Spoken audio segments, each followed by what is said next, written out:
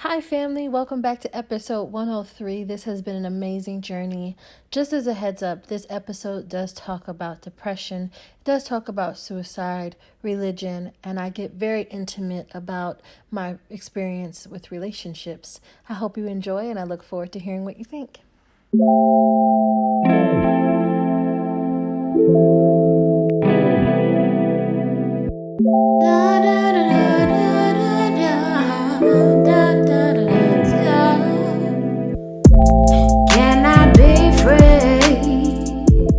Hi, family. Welcome to episode 103 of Curvy Confidence. I'm very excited about this episode because this episode forced me to go with the flow in terms of how this episode was scheduled and how everything just fell into place. I had to just go with the flow and let God be God. And when plans fell through for like the fourth time, I was like, okay, God, what is it that you're trying to say? What is it that you want me to pay attention to? What is it that you want this episode to be about? And almost immediately he dropped it in my spirit. So I hope that you guys enjoy it because it's going to be fun. I'm getting very transparent about my story with relationships, with insecurity. Here we go. Y'all know how we start out every episode. We start with prayer, right? We come together as a family. No matter what your religious background is, you are welcome in this space. I do recognize Jesus Christ as the Lord of my life here. And so we do pray to Jesus, but please know that whatever it is that you believe, you are our family and you are welcome, loved, and appreciated. So let me just pray real quick. Father God, I thank you for episode 103. This has been such an exciting journey as I begin to witness the manifestation of your promises. I thank you, God, that you have equipped me with the faith to be able to proceed. I thank you that you have connected us as a family.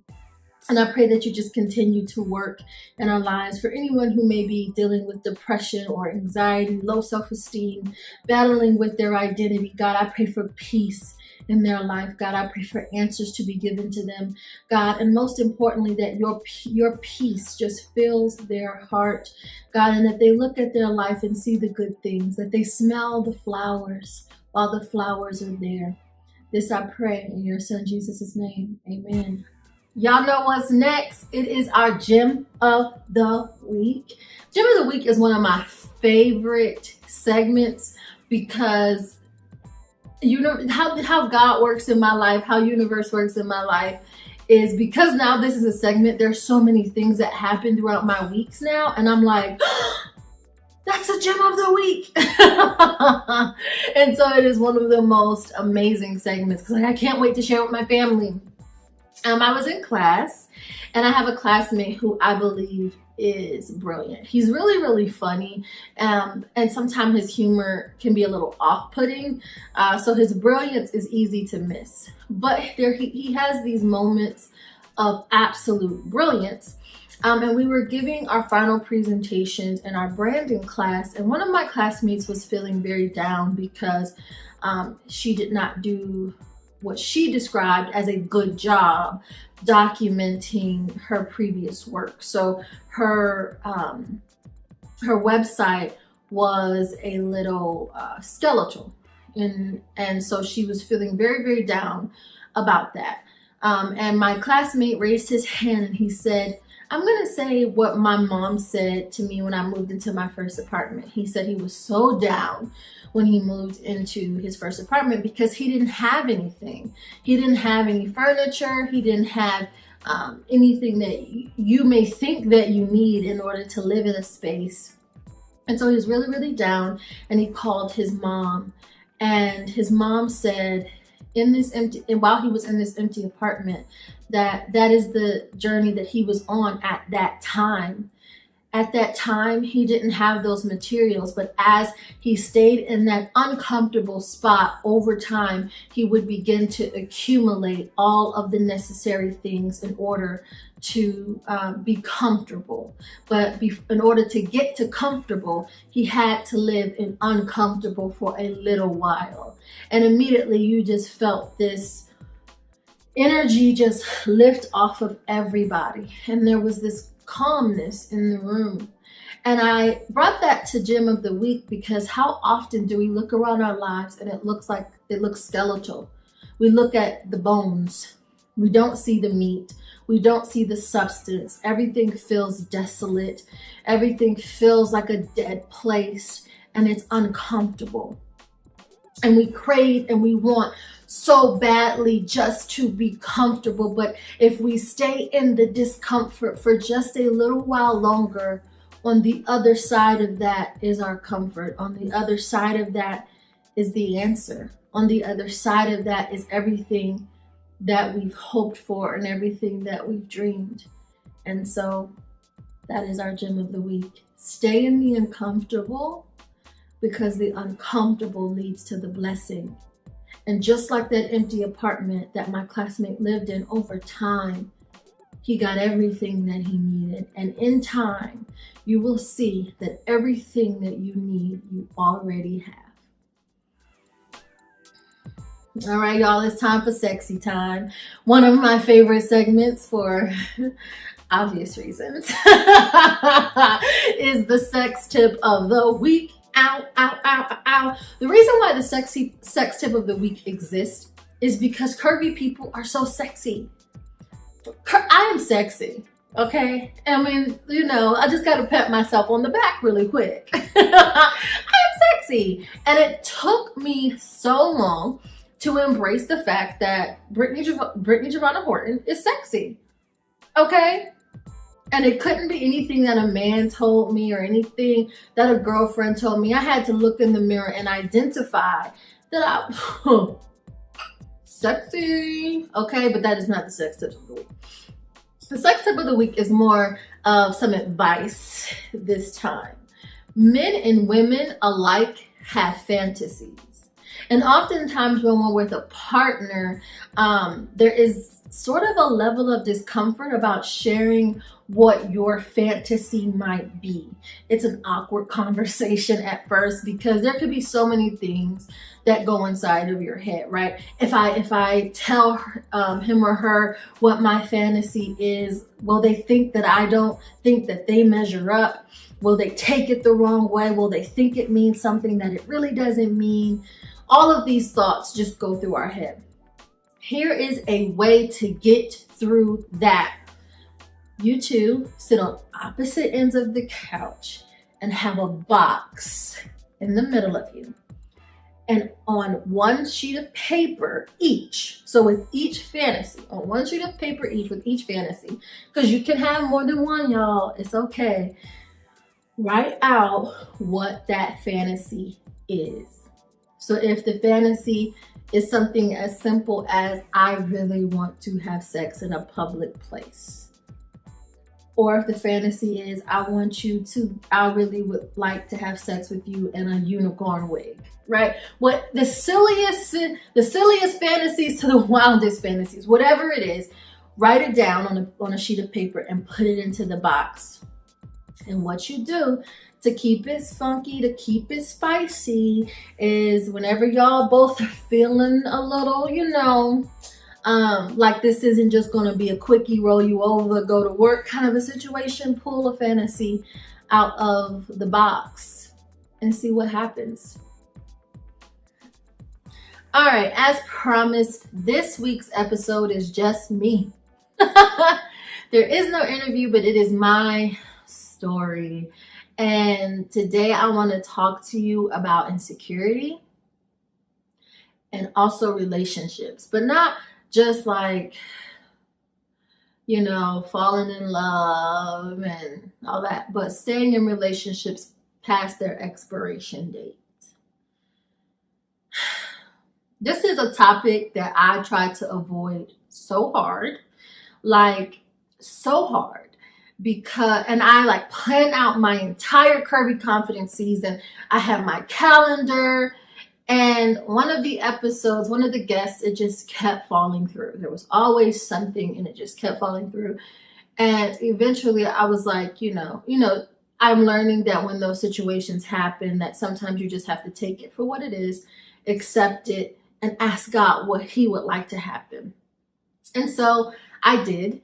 And immediately I was reminded of insecurity and staying in a situation past its due date. And I was like, well, okay, God, here we go. And so I want to start off with talking about insecurity. I am someone who is wildly insecure.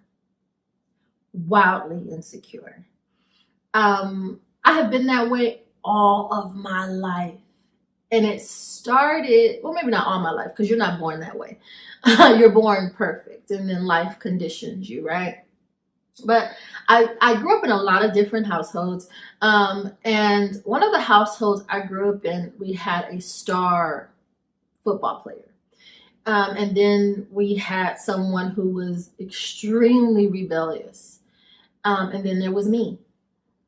And at that time, my mother was an addict and not really available to be in my life. And so I spent a lot of my formative years alone, in a room, feeling unseen, and unheard in a lot of ways. Because I lived in the shadow. I lived in the shadow of this star football player. And then I was even further put into the shadow because someone else was rebellious and fighting and cursing and getting locked up and having sex and all this stuff. And then there was just me, the one who felt unwanted, the one who felt like she didn't want to cause any more problems. I felt really unseen. And I got into, I got out of that household and moved in with my mother. And once my mother got on her feet, and then things seemed to change. I started working at Teen Empowerment, which is a youth organization, and I began to do speeches and was on mayor advisory councils. And on the outside, it looked like I was doing really well, but I still felt like I was in a shadow. There was someone there who was and is an amazing poet and very talented. And once again, I was in a shadow. And it felt like I was just always in the shadows, moving into college, always just in the shadows. And although I was very successful and it didn't seem like I was living in the shadow, I felt that way. I felt like I was living in the shadow. And what began to happen is that I lost faith in my ability to do things.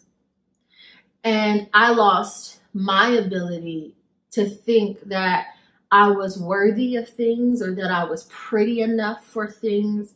I also grew up, I have a beautiful family. Okay, let's just call a spade a spade. People in my family are absolutely gorgeous. Okay, on both sides. And it's sickening. Okay, on both sides. And even my married, like my family, my extended family, right? It's just like, why is everybody so pretty? It still made no sense. And so growing up in that, again, I felt like I was in the shadow. And so when it came time for me to recognize that I too was beautiful, it was a concept that I couldn't grasp because it just didn't make sense. I was never called the prettiest. There were boys interested in me, but not necessarily the popular boys or the boys that all the girls were trying to get with. They wasn't giving me the time of day. And I was chubby. And I grew up in a family that liked to remind me that I was chubby. And a family that always was trying to fix my chubbiness, Growing up with my dad, it was always a diet. It was always a plan that I was on. And what that communicated was that there was something wrong with how I looked. And so I grew up believing that. I grew up believing that there was something wrong with the way that I looked. There was something wrong with the way that I navigated and moved throughout the world, and that there will always be somebody who was more talented than me. And so I began to adopt this persona where you had to see me. I was loud. I could be mean if I wanted, if I needed to. My performance was very out there, like very like in your face. You're gonna see me, and I'm not gonna take no for an answer, because that's how I had to survive, or I felt like I had to survive, or my presence in the world wasn't valid. And that truth of mine at the time, well, not at the time, I'm still working through it, sis. I gotta be real about it. Transfer into relationships. And I have been in a relationship since I was 13 years old. Come on. The most I have had been single was a month. And I'm not joking. I was in a relationship for a very long time. That ended, okay, maybe 4 months. Then 4 months after that, I met someone, fell deeply in love with this person. There was a huge age gap. God told me from the very beginning that he was an assignment, not a romantic relationship. I did not listen. I was head over heels. He kind of filled all the plate, all those daddy issues, because he took care of me, not financially, but he took, he was covering my emotions, praying over me, all that stuff that I just thought was amazing. And I fell head over heels, and I stayed and I stayed and I stayed. And what ended up happening is one morning he woke up, literally. I think I'm in a happy relationship, so I'm sleeping comfortably. I'm like, I'm knocked out. I wake up. He says, God told me it's not the season for us. You got to get out. And I begged and I pleaded and I cried. I mean, y'all, listen, I was on the floor. I was pulling at his clothes. I was just, don't leave me. Just don't leave me. Just don't leave me. And I became that little girl begging for her mother. I became that little girl begging for her father, and he wouldn't have it. I would come to his house and just like, please, please, please, please. You talking about somebody who thought that their life had ended? That was me. And then that relationship ended, and a couple months later, I meet this other guy who, he's a chef and he fine from the neck down. Okay, he's not really. There's nothing really that special about him, but he moved his clothes into my house after our first date. Now that should have been red flag number one, but I was broken and I had just been abandoned by someone who I adored. And then right before that, I was abandoned by someone who I thought was my husband. And I was like, okay, he's serious about me. So many red flags happen. I don't pay attention to them, and then the first punch happens. The first punch in the eye happens, and I stay. Then the first choke happens, and then I stay. And I remember one night or one day being at his house, and he thought I was cheating on him. He was wrong. I was too scared to do that, but he thought I was cheating on him. And I remember, I don't have it around me, but I had brought a candle for his apartment, and I like the long lighters because the shorter ones scare me, if I'm honest. And so I had bought him one, and he literally picked it up and he began to play with the flame against my skin. And I had a weave, and so he would try to come towards my hair. And I realized in that moment something was wrong. So this was crazy. I wasn't as close to my mother. I wasn't as close to my family. There was an imbalance here. Something was off and I had to go, but I still stayed. I got saved from that relationship because I was accepted into a graduate school program, and it wasn't in the same state. And so I had to move. But y'all, I fought and I pleaded, like, move with me. I didn't want to let that relationship go. And I got here and I wasn't doing well here because I was still trying to make that relationship work. And he was dating someone else. You know how that goes. But I wasn't trying to hear that. I was not going for that. And my professors found out and they said, Brittany, you have to let that go, because if you don't let that go, we're going to have to let you go. And so I let it go. But it was one of the hardest things I ever had to do. And what I learned through it is that there was a little girl inside of me that needed them to just love me. And I was dating my parents. And I couldn't shake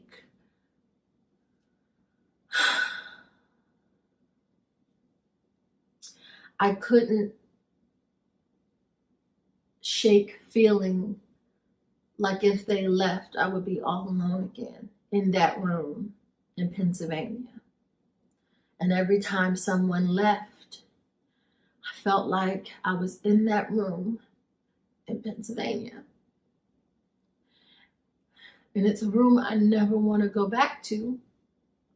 So I would stay over and over and over and over again. I stayed in relationships past the time that I was supposed to. And as a result, that girl who lived in the shadows all of her life went further into the shadow. Didn't want to come out to play. Couldn't come out to play because no one took the time to see her. And I think people always say, yo, you gotta love yourself first. You know, you gotta give yourself the love that you deserve. I hear that so much, but nobody ever says how you do that, right? It's like they can't love you because you ain't loving you. I hate that. I hate when people say that. Because if you say that and you leave and there's a period at the end of the sentence, you haven't given anyone a tool to be able to move towards giving themselves the love that they deserve. Here's what I did, family. I chose myself, but it was a very long journey to getting to that place. What I had to learn about was parts therapy. I'm not going to go extensively into it in this episode. It's something that I will talk about in season 2. And the reason why I don't want to go extensively into it is because I'm right in the thick of it now. And so I don't want to give you any misinformation. But from a very foundational standpoint, what parts therapy is identifying that there is self, and then there are these parts that come to protect us. So there's the angry part. There's if some of us have an abandoned part. Some of us have a hungry part. Some of us have a needy part. There's all of these parts that will flare up and they begin to talk for us, and we're not operating from true self, from self. And so I've been working really deeply with that and understanding that when I begin to feel abandoned, it's not me, right? So I don't have to make a decision from that place. I can allow those feelings to move through me, and I can make a decision after the feeling has passed. Similarly to anger, being transparent again. This is not how episode 3 was supposed to go. And when the plan fell through for the final time, there was anger. My anger part, I named her Denise. Denise came up, and I almost made a decision. I almost, let Denise have her way. And then I had to take pause and say, okay, hi, Denise. Hi, angry part. Thank you for showing up. You have protected me time and time again. I am so grateful for you, Denise, because you know when to show up, girl. You got my back, girl. Thank you, boo. But I want to make another choice. Can you please allow me to explore that option? And almost immediately, Denise calmed down. And what I found is that through identifying my parts, I am able to separate what is Brittany and what is not Brittany. I also learned how to give myself the love I deserve by taking out time to be with myself. Seriously, prioritizing time with Brittany. Brittany spends an hour a day with Brittany a day. It's a non-negotiable, which leads me to my next one. Setting up a list of non-negotiables. What will you tolerate? What won't you tolerate? What will you tolerate from others? What won't you tolerate from others? What will you tolerate from yourself? What won't you tolerate from yourself? That is how I started. Honestly, I started with those 3 things, taking out time for myself and it being a non-negotiable thing, setting up a list of non-negotiables so that I could then begin to have parameters for my life, aka boundaries, right? And 3, identifying when I was operating outside of who I was or who I envisioned myself to become. And developing a relationship with those parts. One way that I developed a relationship with those parts is by naming them. And I'm not always perfect with it right now. This is a journey. But I have learned that when situations arise, they do not have to be catastrophic. I have control over those situations. I have power in those situations. And those situations don't have to overtake me. They don't have to sabotage a whole day or a whole week or a whole relationship or a whole friendship. They can just be a moment. It can just be an emotion. And I can move through it because I'm strong enough to do it. Ooh, I'm a rapper. I can move through it because I'm strong enough to do it. Hey, I can move through it because I'm strong enough to do it. Ow, I can move through it because I'm strong enough to do it. Hey, hey, hey, hey, hey, hey, hey. Thank you for allowing me to share a part of my story. I hope it blessed you.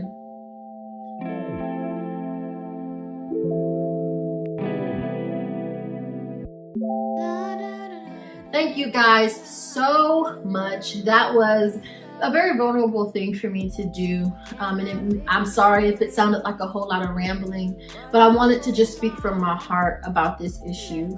I pray that it blessed you. You know how we end out with an affirmation and 3 deep breaths. My affirmation is, I am coming out of the shadow. I am coming out of the shadow. Let's send each other off with 3 deep breaths. Breathe in.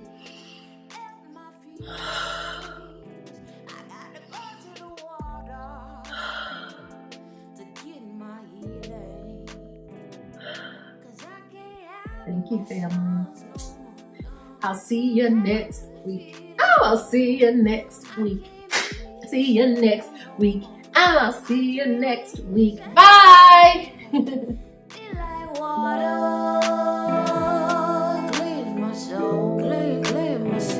When you clear my soul, don't let me drown. Don't let me drown. Can I be free for this moment? Let go of these energies and these vibes. I'm really low. I'm trying to get high. Can I be free for this moment?